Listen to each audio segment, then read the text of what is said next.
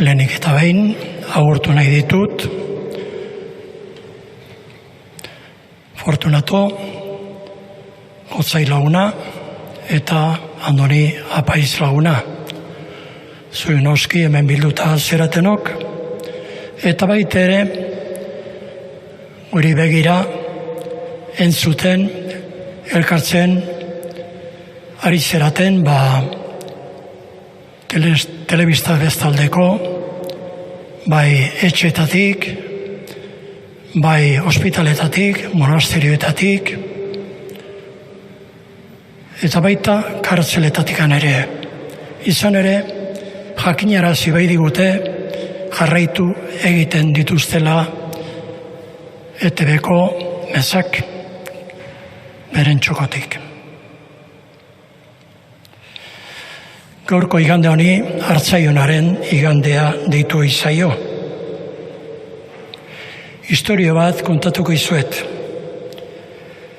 Ni Apaiz egin berrian nintzela, nire lehenengo herri hartan, Gotzai jaunaren bisita egokitu zitzaigun. Eta paroki batzarrean bilduta geundela, halako batean zutitu zen atzealdean eserita zegoen aiton bat. Eta bai gozainari, eta bai bertako apaizoi bereziki erronkau bota zigun, patxara handiz eta humorez.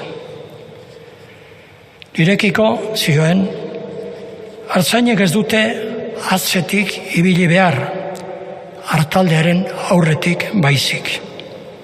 Argitzeko, gidatzeko, bidea erakusteko, arriskuak hartzeko. Orduan bakarrik egingo zaie, beren ardurapekoei ezagun eta erakargarri hartzaien abotsa. Piztuerako Paskoaren 4. igande honetan, San Juanen Evangelioak Jesus hartzainon gisa aurkezten zigun. Eta zer nolako harremanak eduki beharko lituzkeen ardiek beren hartzainarekin.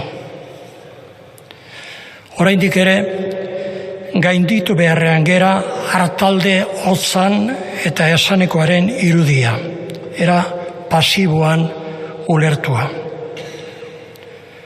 Norbere izenez deitua eta baloratua sentitu izan behar da, bakoitza jende artean eta galdu gabe, anonimatuan. Elkartea, gure Kristau elkarteak, neurrikoak, izan neurrikoak eta gertukoak behar ditugu. Norbera, bere bizigoro eta txokotik aintzakotzat hartua izateko.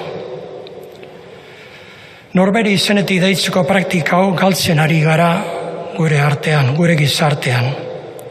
Ez bada,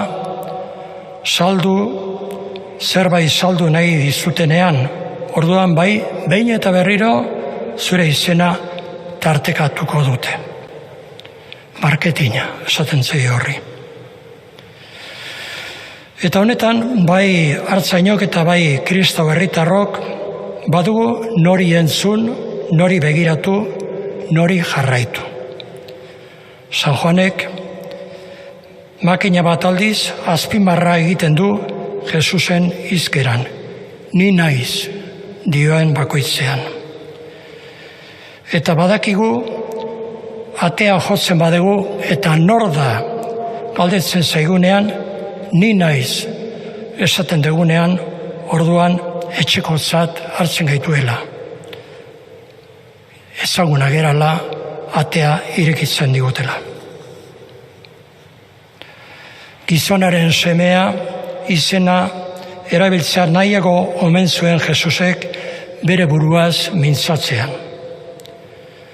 Baina bai beste hauek ere, ni naiz munduko argia, ni naiz biziogia, ni naiz egia bidea eta bizia. ni naiz piztuera eta bizia. Eta gaurko evangelioan berriz, ni naiz hartzainona, ni naiz bordako atea. Ni naiz hori ez du Jesusek bere burua goraipatzearren esaten, baizik eta bere atzean dagoen beste norbaitengana garamatza, aitarengana alegia. Harengana iristeko argi, ogi, egia, bidea eta bizia dela seinalatuz. Era laburrean esan zuen Jesusek, ni bizia ekartzera etorria naiz, eta bizia ugari izan dezaten. Gaurko honetan, misio herrietan eta geure artean, jainko horren arrastorik gutxi duten artean, berta-bertako hartzai eta gidari honak sorda egitezen, otoitz egiten dugu eta laguntza eskatzen. Era berean gainean ditugu hauteskundeak, horietan ere entzungo da, ni naiz, eta gu gara herritarrentzat onenak, arazo guztia konpontzeko jaioenak, herria etorkizunera bideratzeko lemazainak. Ondo datorkie beraiei ere hartzaionaren irudia eta soslaia. Beraien alde ere otoitz egingo dugu. Ardi usaina aita santuak gogoa duen hitza dau, eta herritar sena jaso dezaten eta hurbiltasuna gorde herritarrengandik.